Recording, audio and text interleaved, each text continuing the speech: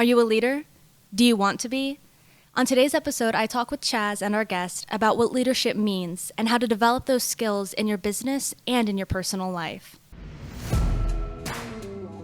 Get ready to improve your mindset, increase your skill set, and expand your network. Follow along as the CEO of Master Networks brings you over a decade of business networking experience. Welcome to Word of Mouth with Chaz Wilson.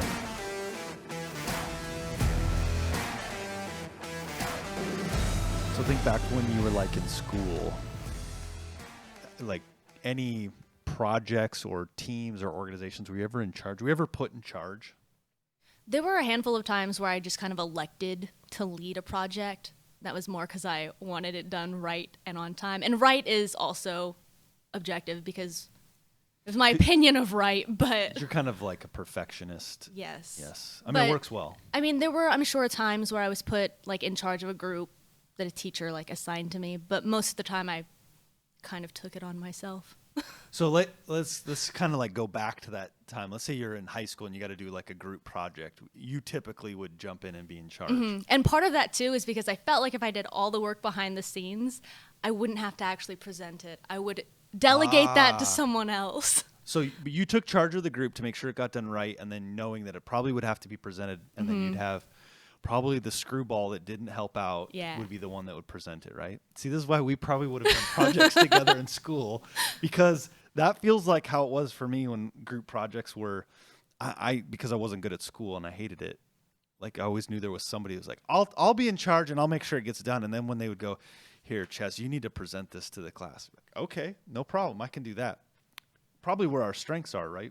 Right. So why is it that you felt like you had to lead that? I'm just curious. So you touched on it a little bit when you said that I am a perfectionist, to a fault, arguably. But and it wasn't altruistic. It wasn't because I wanted it, to get a good grade and I wanted the team to succeed. It was more about putting myself in a position where I could delegate roles so I wouldn't have to do the things I didn't want to do.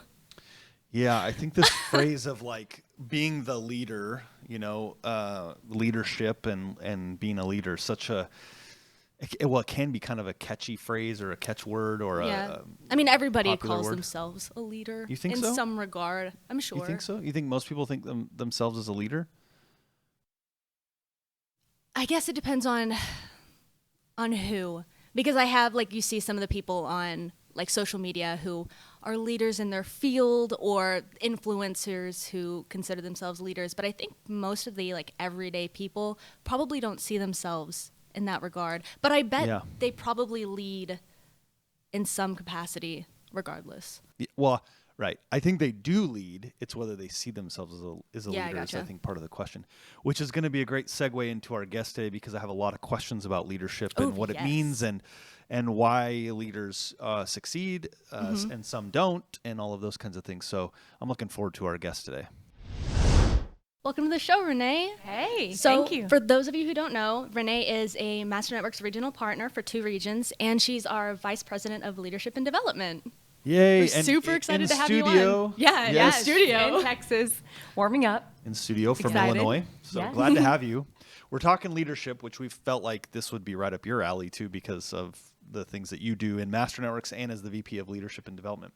But to start, I just kind of have a question about leadership. I was asking Elizabeth earlier when we knew this was going to be the topic for today. So I wonder what your thoughts are.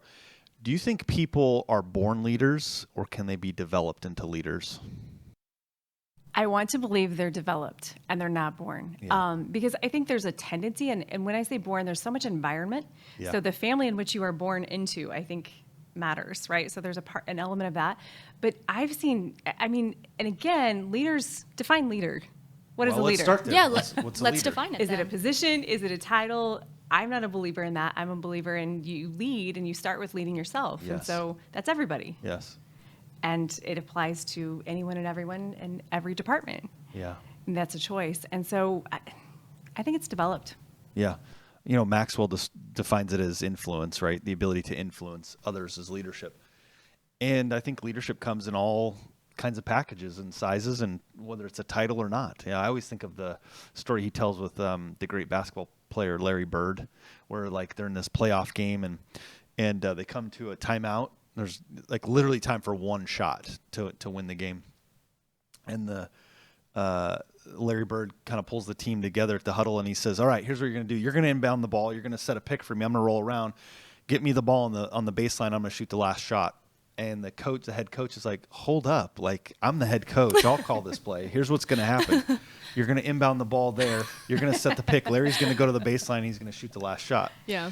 And so there's that position of there's the leader of position, and then there's that leader of permission. And clearly Larry had the permission to be that leader, even though he didn't have the title. And so I think it's interesting to look at, whether I have the title or not, how do I become a leader? Yeah, I love the phrase, the leader who had no title, and it's the name of a book. Right. But I mean, there's people that lead from the back of the room, and we all know that and have experienced it. And there's the leader that won't be that voice, right? Like they'll be there and they're that, but they want somebody else to, like you mentioned about leading in school. Oh yeah. Right? Like I lead from behind, yeah, but maybe I'm not always the voice. That's interesting. Right. So you talk about leading from behind and leading from the front. I think depending on what the circumstances are, could be either, right? And I think leader, you can choose. I mean, you're not always maybe the one in the front, maybe right. not always the one in the back. What I think as a leader, you determine what's best in this, whatever platform, whatever space, whatever community that you're in. Yeah. If I'm a leader, I'm leading myself. So by nature of if I'm doing that, I'm probably influencing others. Yeah. Which is how you lead, right? Yeah. But to lead, you have to have people that follow. Yep. And so I'm just one of those people that really, when you think about leadership, if you're not leading yourself, you're not a leader. So you can have a title. Yeah. But if you're not leading there, yeah, it's just a title. Yeah, I get it. Just a position. So I want to be a leader, or I think I want to improve my leadership ability. First of all, why should someone potentially improve their leadership ability, and then how can they do it? Why is that even important to be a leader? Well, I think that's different for everybody. Like there's probably for some people, a light bulb moment. Mm-hmm. There's others that I think are on this journey to improve themselves and don't realize that that truly is leadership. And then as they improve themselves, others follow and they kind of organically build it. Yeah. Mm-hmm. If that's, there's other times where I'm sure this has happened to people. It's happened to me where you're put into leadership and you kind of have to grow into that. And say like, okay, now again that I have this title or position, now I need to show up in this way. Yeah. Because the pressure is on me. Mm-hmm. Right. But the second part, I think you said like, how do you develop it? Yeah. How do you? I think it's habits. We talk about in business all the time, yes. like processes and systems, and it's the habit is who you are, right? Like it's not who you are just one time. Right. It's who am I all the time. So you're clarifying who do I want to be. I had a coach that I talked to recently, excuse me, that she was coaching somebody and they were talking about they had substance abuse issues. And she said her question to them was, well, who do you want to be? Is that who you want to be? If that's a question that we all ask ourselves every day, or every decision, is that who I want to be? That's a powerful thought just to keep in the back of your mind on a daily basis. Yeah. Well, I always think about like people in my life who have been instrumental leaders to me, and then kind of like, write their name down and think about what's the thing, why were they such a great leader, impactful for me? What was it about them? And sort of break down those characteristics, because like you said, habits and characteristics of who they are, it's who they became, right? When you say habits, like when you think of a leader, yeah. think of somebody and you probably wrote down something that they did consistently. Right. Like they showed up every time or they were on time every time or whatever that is, whatever quality they had, it's likely that it was consistency that actually got them there. I just saw, so in Texas, the University of Texas, they just hired a new football coach, Steve Sarkisian, who I've actually known since he played in college. He's had a tough past. He had some addiction issues and got fired as a head coach, but he's built his way back. Well, he just coached for 2 years with Nick Saban at Alabama. The University of Texas just hired him. And they asked him what was it that he learned, because Nick Saban right now, arguably the best college coach maybe ever, but at least right now. And he said, it's the fact that he's such a great leader. And then he used this phrase, it's because he's so disciplined in his personal life, and that carries over to the football team. Mm-hmm. And so for whatever reason, that's what he sees in Nick Saban as a leader, is his discipline in the daily habits and the things that he does each day. It's interesting.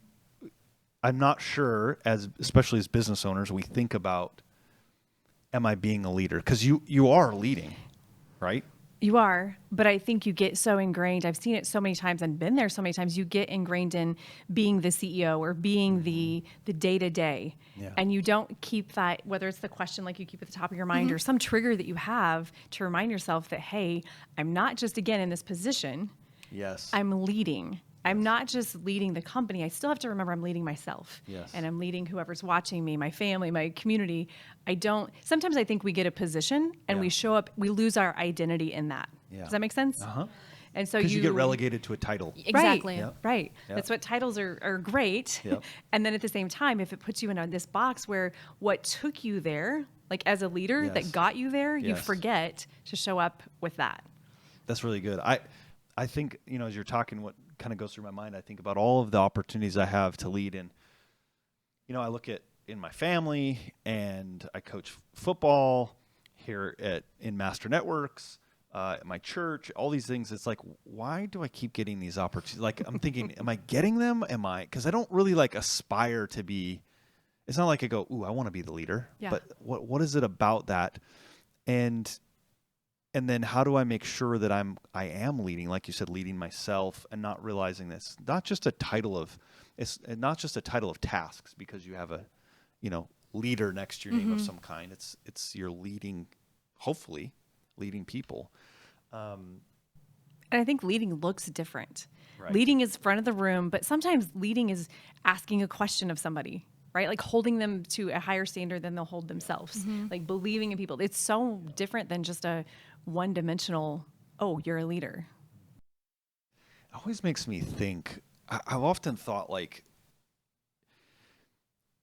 it's usually in times of chaos and crisis is where you find out if that position of title really shows up. Like I could give you 5 or 6 examples, and you can think about, I just heard somebody talk about this the other day. Now, put the politics aside, but when 9/11 happened and the way that President Bush responded and how he showed up in New York and the things he did and said, people rallied around it because he was clear about what he was going to do at that moment.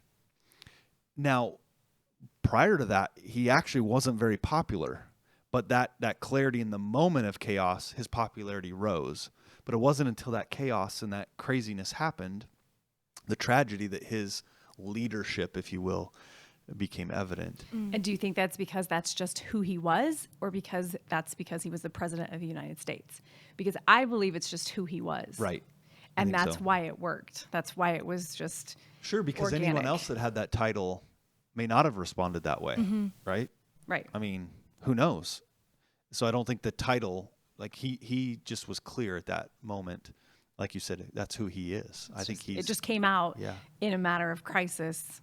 He was able to, because that's one thing that sometimes we think in the midst of crisis is when we will step up, but it's before you get to crisis that you have to have that skill set, that muscle built, so that you can step up.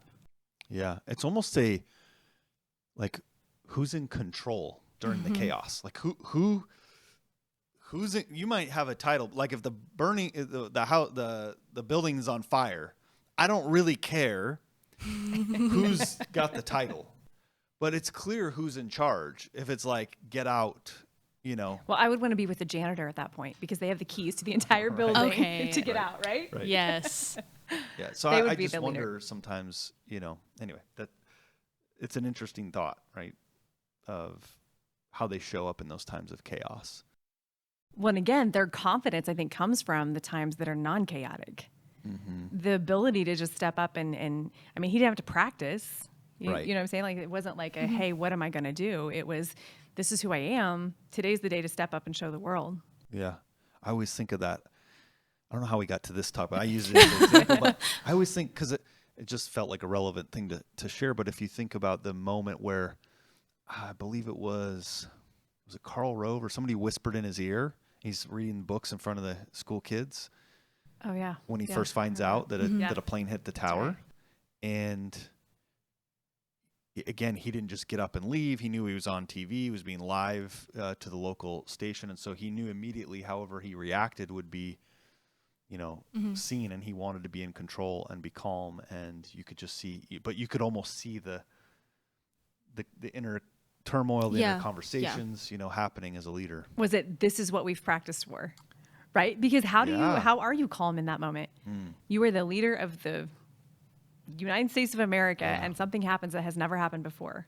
How do you stay calm? Do you think they drilled for stuff like that? I mean, you said practice, so I'm wondering, You have to have, one of the things that I think about especially as a leader, and Keith Cunningham, I don't know if you've ever read his books, he talks about thinking time. I love that, because so many times as we progress and have more leadership or more responsibilities or whatever, we tend to think that we've got it.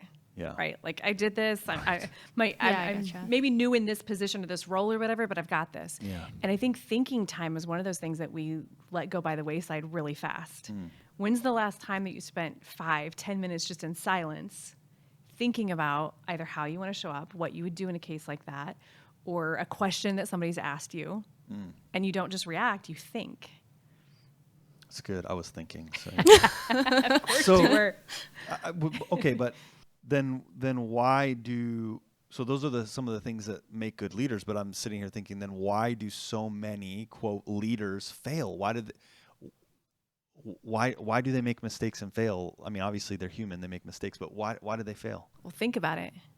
They forgot to think and remember who they were. You know what I mean? Like, in a moment of time, they made a choice that was probably reactive, probably off the cuff, probably, I mean, we've all done it. Yeah.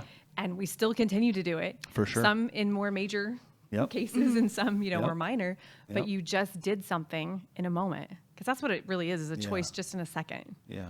And you either forgot to have, hey, who am I? Who do I want to be? Who do I want to show up? Yeah. I think, too, that a mistake that leaders make, and we're using that phrase pretty broadly, but right, I think is that they probably think, so for anyone listening today, probably going, gosh, I don't know if I'm a leader or not, or I'm in the title of a position. Hold on. If you're asking that question, am I a leader? You probably are. Probably are.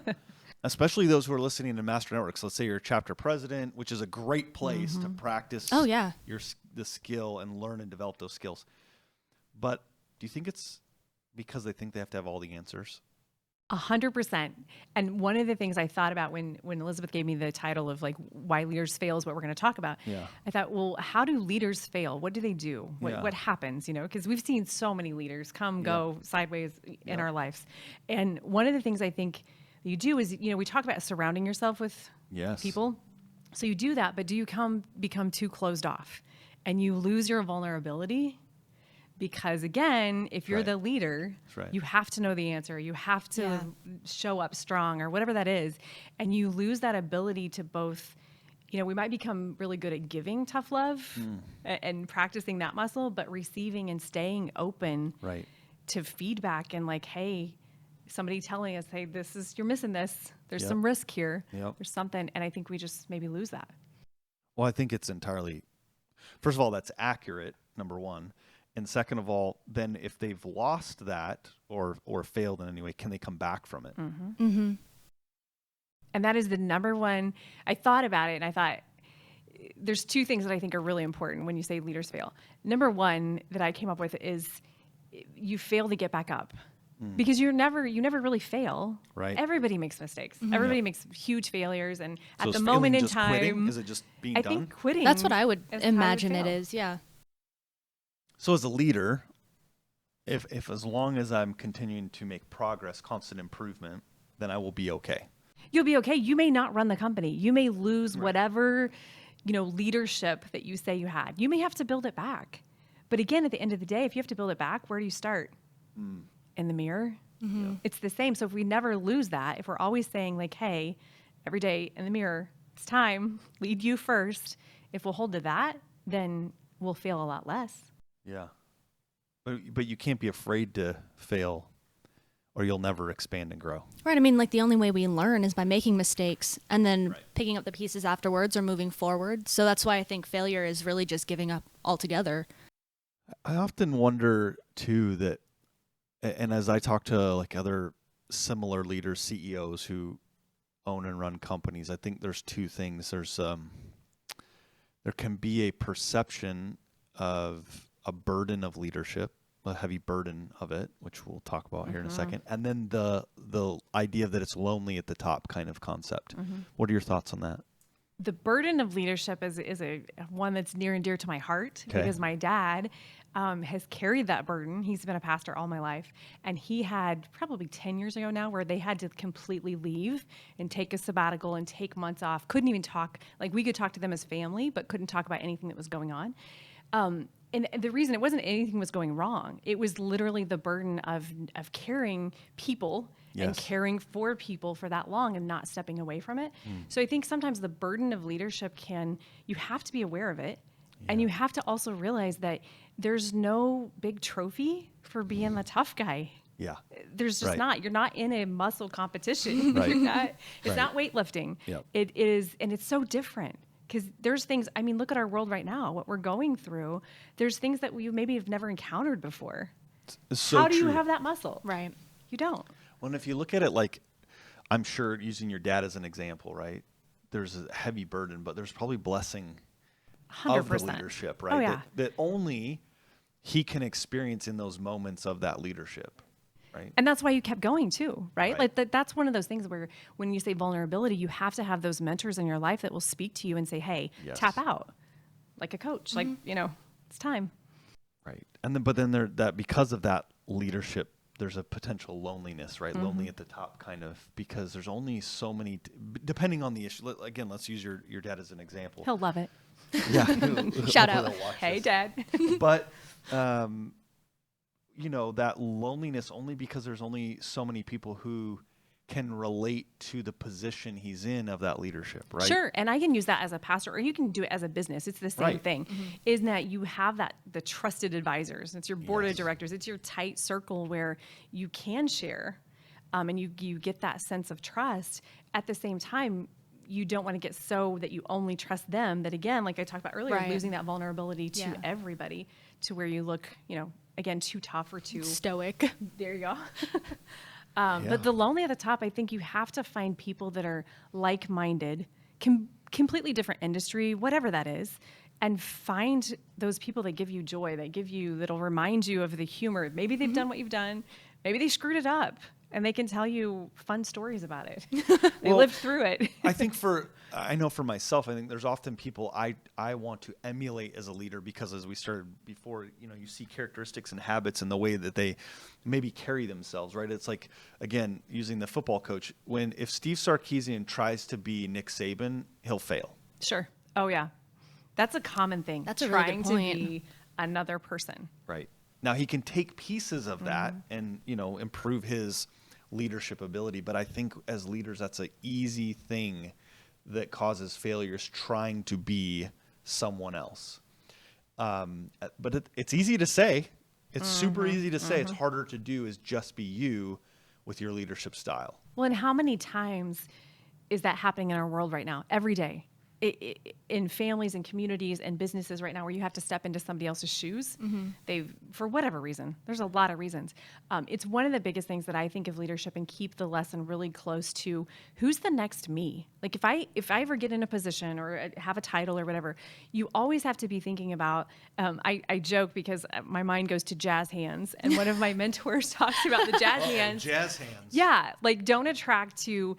If you're attracting to you and your personality as a leader, then you have to be the show and have to be ready every day. Like you have to have the jazz hands. And that's exhausting.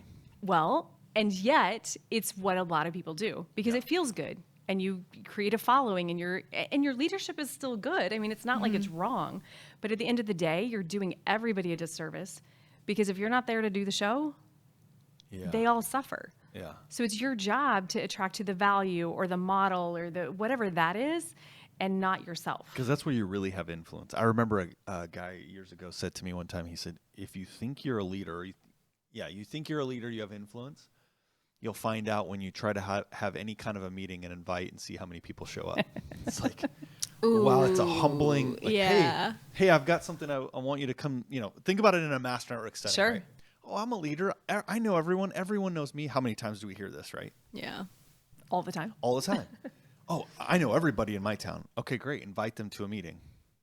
and they invite a bunch of people and 2 people show up. And whether that's good or bad isn't the point. The point is they think that their influence is really far reaching, and not just people showing up to a meeting is the, sum total of all of it, yeah. but sometimes it's an interesting reflection of. Well, sometimes let's say there is a transition of quote leadership, Yes. right? Transition of position in a company. Yep. That's a hard time. And that's a thing that a lot of businesses, especially small businesses, and probably a lot of our Master Networks crew, you don't focus on those golden handcuffs of that transition. Yes. And so then somebody new comes in, they have the title, but they don't have the influence. So let's talk about this for a second. And this really was like off the radar of what we might talk about, but I think people will enjoy this watching this. So we'll use myself as a case study. Oh, fun. Oh, well, we'll find out. Here we go. But I'm kind of in that space, right? Okay, so I said we're going off script, and they both had to take a drink. They're like, "Uh-oh, That's better heavy. better get ready for this." So I just look at it and go, okay, so at some point in the next few years, I'm working towards that kind of a transition. Mm-hmm. That is a tough place to consider being. 100%. I did it a couple years ago. Yeah. And selling my company. And I basically handed my company to my assistant. And I took a role in a different company and said, okay, you got this. Like, let's do this. And she's amazing. To this day, she's amazing. Like, I would hand her a lot. But in that role, she didn't step into, and she actually came to me and said, like, I can't, this doesn't work. Yeah. And so some people want it, some people don't want it. And being able to let go of it is hard. Again, it's hard, even harder. I'm not saying this to you, but if you've attracted, say it to me, that's fine. If you've attracted to your personality or your own talent, it's going to be a lot harder. Right. And so that's why for small business owners, I'm passionate about thinking, like, you don't have to want to sell your business. We talk about this. You don't have to want to get out of it, but you owe it to your legacy, just of your own self, to be able to build it to where it outlives you. Yes. Whatever that looks like. Which then you'd have to have a leader to replace you to do it. So, and that might be, and I'm saying this to myself out loud, that might be the mark of my leadership is, can I develop others, right, to be those leaders so that I could do that. I think it's harder to develop others than to develop, obviously, yourself. Like, you can lead yourself, right? Yeah. We talk about that, and it's not easy. Right. Right? No. So think about, if it's not easy for you to even lead yourself, right, it's that much harder to lead other people and to get them to go, So, and again, to use my dad, I watched him from when I was a kid, just surround himself with people and meet with them. And he wouldn't always take the lead, but he'd be pouring into them so that they could think like he thought or transfer that vision. I can't imagine like that challenge that he was always, in. He loved it. Again, I'm sure. As a leader, you love developing people, but I think we think it's a lot faster. Yeah. We want it to be faster, right? People probably from the outside weren't, they see it differently than what you knew he was going through to develop those people. Well, yeah, because again, I'll use his analogy, but when people step into leadership, like he would have a ministry team or whatever it was, right? Like you have a team of people. You have a leadership team here at Master Networks, right? Yep. And a lot of people see that as, oh, wow, that's really cool. That's really great. When behind the scenes, if it's done right, that's more a transfer of burden. Yeah. Not in a negative way, but you know what I'm saying? That's a transfer of it's work. It's work that's happening. It's not just a oh, congratulations. Ta-da. Here you go. I know. It's so easy to see it from the outside, right? Yeah. And look at that. Awesome. I just want to reiterate for you listening is that, we've established these networks across the country and these groups. It's an important place. I think of all the leadership skills that I've developed over time has been, I was a chapter president, even with the very first Master Networks chapter. Basically, I was a regional partner because I ran the first region as we developed it in Minnesota and then expand it and move on. And so, if you want to grow your leadership, Master Networks is a great place to do it in a chapter, at a chapter level, to become a leader and spread your wings. I mean, there's a lot of opportunity. You and I have talked about this a lot when we talk about systems and processes. Yeah. And then it comes back to time and time again, the basics. And you talk about brilliant in the basics. And I think as leaders, as human beings, right? Mm-hmm. We start and we learn a few skills, and that's the basics. And then we, quote, graduate, and we move on to the next thing. But it's really just a foundation. We're not supposed to graduate away from it. And so when we talk about meetings, things like that, those are just building a stronger foundation. So if you're a leader, show up every week, lead in whatever way you can, for sure, because you never know that next opportunity, and you have to be ready for it. Mm-hmm. Oh, that's a key point. Got to be ready for the opportunity when it comes. You can't say, come back to me in a month and I'll work on it. Well, think about this. If you run a company, right? You're an owner of a company. Let's say it's your passion, it's your dream or whatever. And now it's multi-million dollars. It's solid. It's great. And there's an opportunity that comes by that you really want to take. Yes. But you haven't been the leader that got the next leader ready. And you have to say no to that. Yes. Because you're not ready. Because you're not ready. And you didn't help anyone else be ready either. You can't hand it off. You can't. Leadership. It's a finicky. It's a journey. It is a journey. So thank you for all that you talked about today. I think it was powerful for us to we talked about a lot of different things. But I think the most important thing is don't try to do it all by yourself. Mm-hmm. Take time to think. And you don't have to have all the answers. If you can hear those 3 key points, then I think you're going to be okay as a leader as you develop yourself. Any other tips you want to share with everyone today? I think I don't want to miss this part of leadership is loving people. Do you know what I mean? Like, and when you just said, it just came to me when you said you don't have to know all the answers. They just have to know that you care. Right. Like they can come to you and you can admit you don't know the answer. Right. But if you're willing to get it for them and give and serve, that's the key. Super good. Thank you today. Thank Renee you so much. Pride, our guest on Word of Mouth. Thank you for being here today. It's fun. All right, we've got a question coming in from Katie today. Producer Katie. With leadership in mind, what is one piece of advice you would give to someone half your age?